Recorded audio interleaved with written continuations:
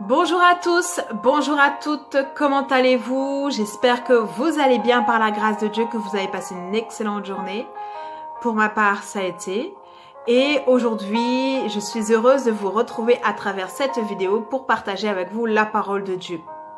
Donc, sans plus tarder, prenons l'évangile de Matthieu au chapitre 13, versets 24 à 30. Donc, l'évangile de Matthieu chapitre 13 versets 24 à 30 et je lis la parole de Dieu, c'est Jésus qui parle donc à ses disciples. Il dit, donc la parole de Dieu dit, il leur proposa une autre parabole et il dit, le royaume des cieux est semblable à un homme qui a semé une bonne semence dans son champ. Mais pendant que les gens dormaient, son ennemi vint, sema de l'ivraie parmi le blé et s'en alla. Lorsque l'herbe poussait et donnait du fruit, l'ivraie parut aussi. Les serviteurs du maître de la maison vinrent lui dire, « Seigneur, n'as-tu pas semé une bonne semence dans ton champ? D'où vient donc qu'il y a de l'ivraie ?» Il leur répondit, « C'est un ennemi qui a fait cela. » Et les serviteurs lui dirent, « Veux-tu que nous allions l'arracher ?» Verset 29, « Non, dit-il, de peur qu'en arrachant l'ivraie, vous ne déraciniez en même temps le blé. Laissez croître ensemble l'un et l'autre jusqu'à la moisson, et à l'époque de la moisson, je dirai au moissonneur, arrachez d'abord l'ivraie et liez-la en gerbe pour la brûler, mais amassez le blé dans mon grenier. » Amen. Donc, ce passage nous parle à nous tous. Nous sommes cette terre, nous sommes ce champ. Et Dieu a planté en nous une bonne semence, il a planté sa parole. Nous pouvons le voir, c'est dans Jacques chapitre 1er verset 18 où il est dit que nous sommes nés de la parole de Dieu, nous sommes nés de la parole de la vérité. Donc nous avons reçu la bonne semence. Mais parfois, nous voyons qu'il y a de l'ivraie dans nos vies.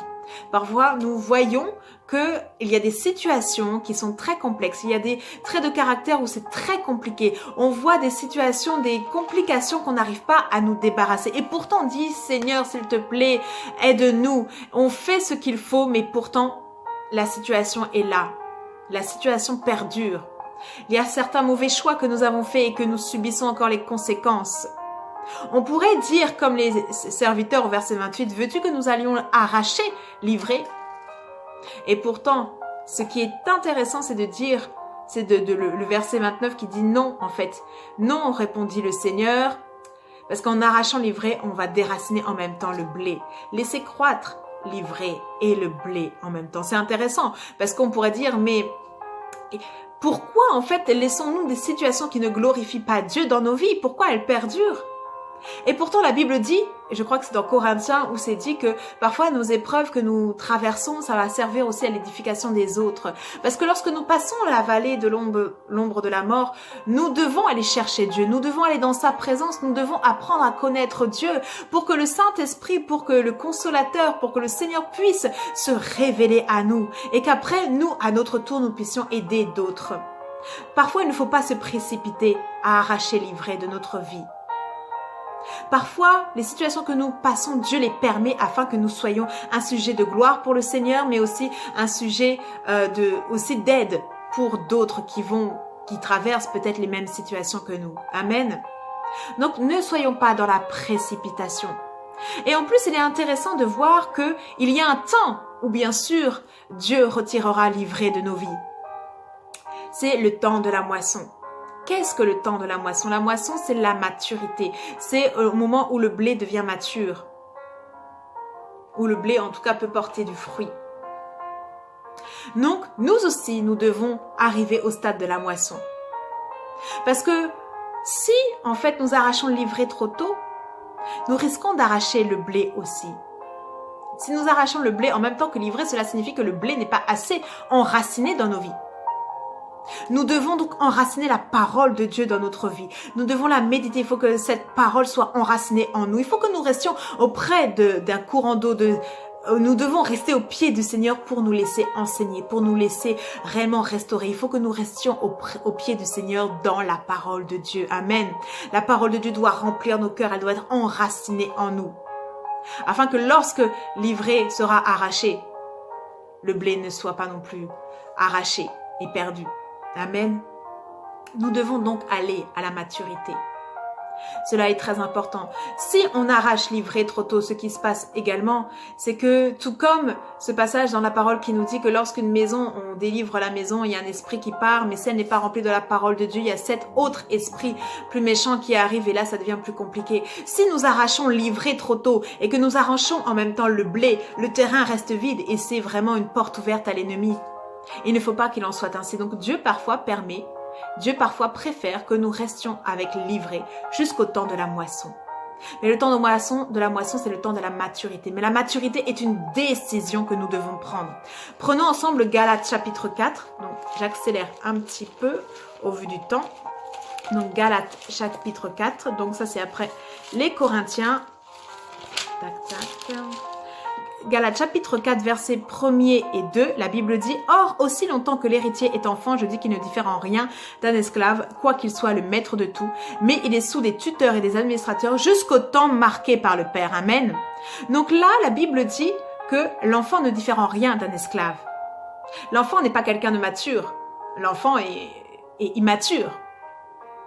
Et pourtant, il ne diffère en rien d'un esclave. L'enfant, de manière naturelle, grandit et devient adulte par la force des choses. Mais qu'un esclave, lui, il peut rester toute sa vie esclave. Qu'il ait 10, 20, 40, 60 ans, il peut rester esclave.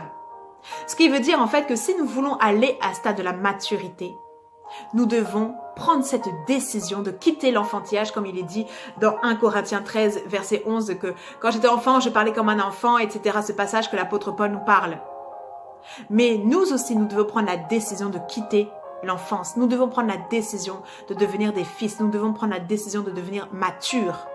Parce que nous voyons dans l'évangile de Matthieu que nous avons lu, tant que nous ne sommes pas matures, tant que la moisson n'est pas arrivée, on ne peut pas ramasser le blé pour le mettre dans le grenier pour le Seigneur. Et c'est pour cela qu'il nous faut absolument rentrer dans cette maturité, de ne pas précipiter les choses, mais de prendre la décision d'être mature. Cette décision aussi, elle doit venir, mais elle doit être accompagnée de la méditation de la parole. Dans Hébreux 5, verset 12, il est dit qu'il ne faut plus être au lait. Il faut que nous soyons dans la nourriture solide. Quelle est ta nourriture? Est-ce que tu te contentes de lire une fois par semaine la Bible à l'église en même temps que le pasteur prêche, ou c'est chaque jour? Tout comme nous devons manger chaque jour, tout comme la nourriture physique, nous devons manger chaque jour la parole de Dieu. Amen. Donc réellement, devenons matures, prenons cette décision-là. Également, dans le passage de Matthieu, il est important aussi, au verset 25, il est dit que pendant que les gens dormaient, l'ennemi vint. C'est pendant que les gens dormaient. Ce verset me fait penser au passage où les disciples devaient accompagner Jésus et que Jésus a dit « Mais n'avez-vous pas pu prier 1 heure avec moi ?» C'est dans Matthieu 26, verset 41. Où cela est dit, veillez et priez afin de ne pas tomber en tentation. Le fait de veiller et de prier maintient nos yeux spirituels ouverts et nous permet de réellement de discerner, de garder notre cœur, de nous positionner, réellement nous permet de pouvoir rester éveillés et de ne pas tomber et ne pas nous faire avoir. Rester les yeux ouverts spirituellement, c'est très très important. En tout cas, nous voyons que c'est l'une des causes qui fait que l'ennemi est venu. Donc réellement, à travers ce court message, je nous invite à prendre la décision de grandir, à prendre la décision de devenir des ouyos, des fils, à prendre la décision de devenir mature, de nous attacher à la parole de Dieu et pas simplement une fois par semaine, mais que nous puissions rester attachés à la parole de Dieu, à la lire, à la méditer chaque jour, afin que nos vies puissent être à la gloire de Dieu. Même si les épreuves sont là, au temps convenable, Dieu retirera l'épreuve. Au temps convenable, Dieu nous fera sortir de la vallée de l'ombre de la mort. Au temps convenable, Dieu le fera. Amen. Mais nous, attachons-nous à Dieu. N'essayons pas de sortir par nous-mêmes des situations. Ne soyons pas dans la précipitation, mais attachons-nous à la parole. Attachons-nous à l'Esprit de Dieu. Attachons-nous à réellement vivre selon ce que l'Esprit de Dieu veut. À veiller, à prier, à méditer la parole de Dieu. Ce sont des basiques que parfois nous oublions. Nous sommes tellement parfois dans l'activisme que nous oublions de prier. Mais ton culte personnel est important. La méditation personnelle chaque jour est importante. Donc je nous encourage à travers cela. Et pour finir, Matthieu 15, verset 13, je termine rapidement. Il est dit, toute plante que n'a pas plantée mon Père Céleste sera déracinée. C'est une promesse que Dieu nous fait. Réellement, restons attachés à la parole de Dieu. Tout ce que Dieu n'a pas planté sera déraciné. Au temps de la moisson, tout cela sera déraciné. Mais devenons matures, attachons-nous à Dieu. et Dieu fera dans nos vies. Amen. En tout cas, soyez bénis. Que l'Éternel agisse dans vos vies au nom de Jésus.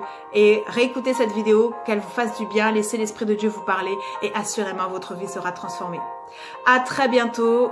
Que Dieu vous bénisse.